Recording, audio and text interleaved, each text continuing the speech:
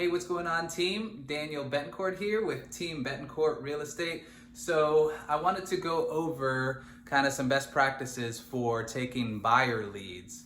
When you take buyer lead, obviously it's super important what they call speed to lead. You want to respond to that buyer lead as quickly as possible.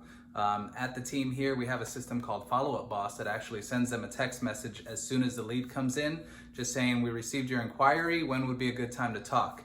And sometimes they respond to that by text and we can give them a call at that time.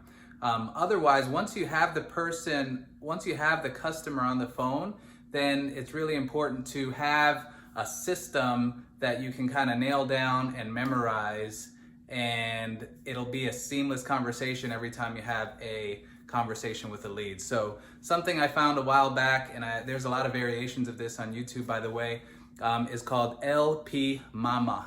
LPMAMA. So that is an acronym, and what it stands for is the L is for location. You want to find out where the buyer is looking. P is for price. So you want to find out the price range. M is for motivation. You want to find out how soon does this person want to accomplish this real estate goal. A is for agent. So you want to find out if that customer is already committed to working with an agent. M is for mortgage. You want to find out, is the person pre-approved to purchase a home, but you don't want to ask that directly because that's kind of an intrusive question, and sometimes it can drive away a lead if you get too intrusive on the first phone call. So you have to be delicate with that one. And the last A is appointment. So you want to end every phone call. It's important to end every phone call, whether you're talking to customers who are buyers or sellers.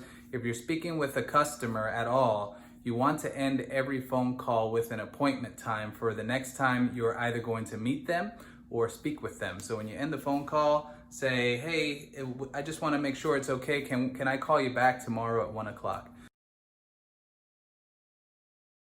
So the way this works out, LPMAMA, L is location. So when you speak to the person, hi Mary, I'm so glad we were able to get on this phone call today, and thank you for reaching out to us. I understand you're searching for a home here in the Orlando area, and I just want to get more specific with you on where it is that you'd like to live. Are there any specific landmarks or work locations that you'd like to be by? Or do you have any relatives in town that you're wanting to live near? So to that, they will usually say, yes, I'd like to live in X city. So let's just say Orlando. Yes, I'd like to live in Orlando. If someone says Orlando's pretty big, so I might try to narrow it down a little bit. Okay, great, you want to live in Orlando. Do you have an idea of which side of Orlando? Because it's a big city. Some people want to live near the airport. Some people want to live on the east side, closer to the universities. Do you have a preference? And they might say, I'd like to live near downtown Orlando. Okay, fantastic. Downtown Orlando it is. And are you familiar with any of the other areas near downtown Orlando, like Winter Park or Maitland? Have you ever shopped in those areas or browsed around while you've been looking online? And they might say, yes, Winter Park is also great. I like Winter Park. I also like Maitland. The goal that I'm trying to accomplish here is to not just have one place to look. I want more options. So if you tell me Orlando, I want to find out where in Orlando, but I also want to find out where else are you open to. So that way when I begin to help the customer, I have more options than just one area in town, which has limited homes available. So that's one, location. The next one is price. Okay, great. You're looking for a home near downtown Orlando. Do you have a price range in mind? When you've been looking online, what price range have you been looking at? Some buyers, they say a price range, but they haven't spoken with the lender, so they don't really know if they can afford it, or maybe they do know that they can afford it. But it's important, I want to know what they've been looking at so I can kind of mirror that. Okay, you're looking for homes up to $350,000. That's great. All right, so I'm taking notes on all this information that you're giving me so that way I can create a very customized search. That's something I like to do with my customers, let them know that I'm taking notes. And sometimes when they know that, they'll give you more information because they'll feel like, okay, this agent, he's on the ball, he's taking notes. Let me tell him everything that I want. So his notes are really accurate. The next one is motivation. So Mary, you'd mentioned that you'd like to live in downtown Orlando. That's awesome. And I know you're renting a home currently. When would you like to move by, ideally? When would you like to move into your new home? When you speak, they'll tell you, well, our lease expires in 3 months, so we definitely have to be into a new home within 3 months, or else I have to renew the lease.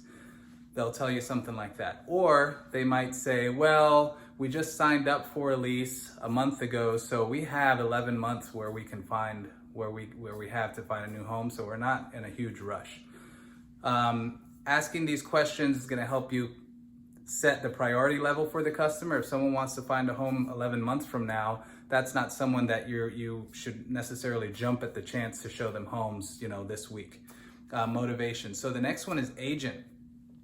You want to find out, is the person working with an agent? You don't want to step on toes. You don't want to be in any kind of a conflict where you find them a home and they have an agreement with another agent that once the person buys a home, they owe the other agent money because of some agreement that they have.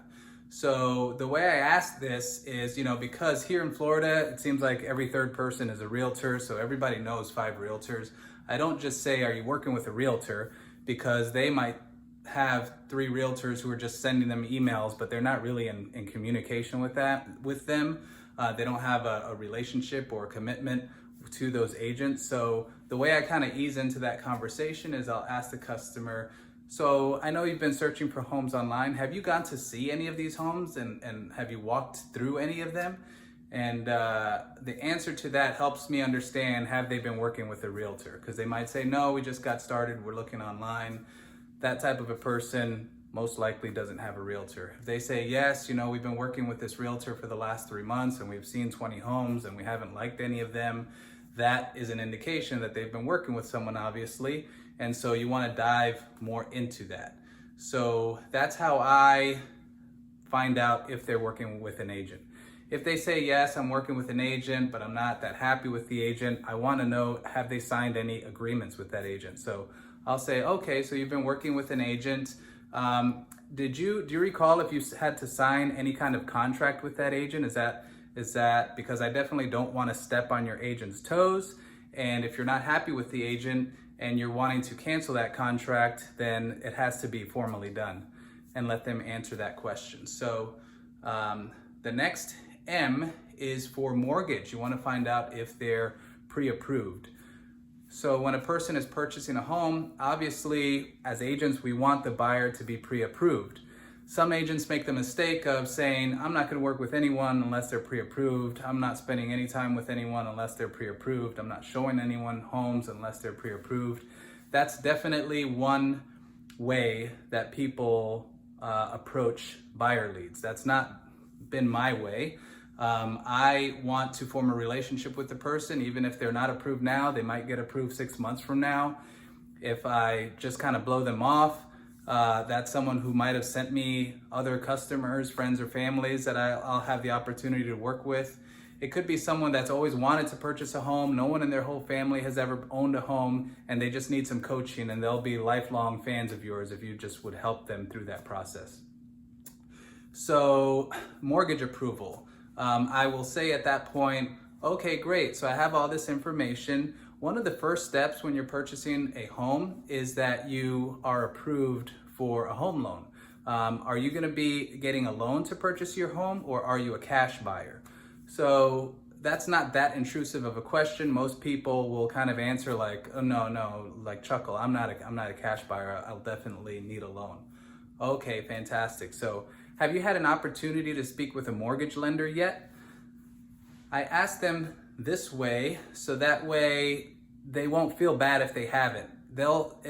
When I frame it that way, it just makes it seem like this is one of the steps and they already knew about it and they just haven't gotten to it yet, which is great. I don't want to say, are you pre-approved? Are you pre-qualified? Have you been qualified? Do you have an approval letter? Like something like that. That's the answer no might make them feel small in some way, like no, I'm not approved yet, or no, I haven't been pre-qualified yet.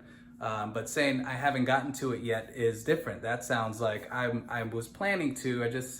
Thanks for the reminder. That's going to be on my to-do list. So if they say no, I haven't gotten to that yet, then I might suggest, I have several lenders that I work with on a regular basis that have done excellent jobs for my customers. If you would like a recommendation, I can share those with you. Because I don't want to push anyone onto the customer. I'm trying to be as least abrasive as possible. They might say, my son works at Bank of America and he knows a lot of people there, and I'm just going to go along with that. A lot of agents make the mistake of, oh, well, Bank of America or, any bank, so-and-so bank, they don't really offer great programs. My lender is really great and they're flexible and they offer all this awesome stuff. I wouldn't go with a bank if I were you. They start kind of being contrary to what the customer is saying, and I don't do any of that in my conversation. If they say the banks are the best and I can get 0% interest for 30 years, I'm gonna go along with that conversation because I don't know everything.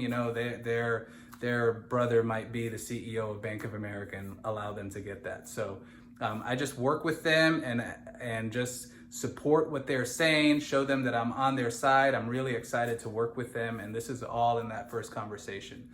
And the last one is, thanks for all this information. This is really valuable. I just want to make sure that I've written all this down properly. Here's what I have, and you can kind of reiterate all of that to them. They'll give you any corrections if there need to be any.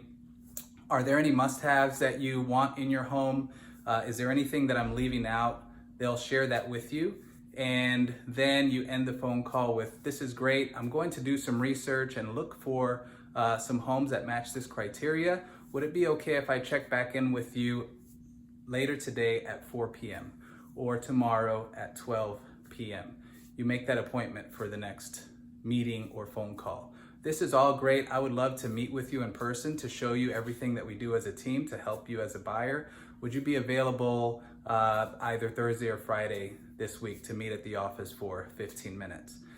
Something like that is how you end with the appointment. So hopefully this was helpful. LPMAMA is what we sometimes memorize right down in the office before we're about to speak with someone. So hope it was helpful. Hope you have an awesome day. Take care.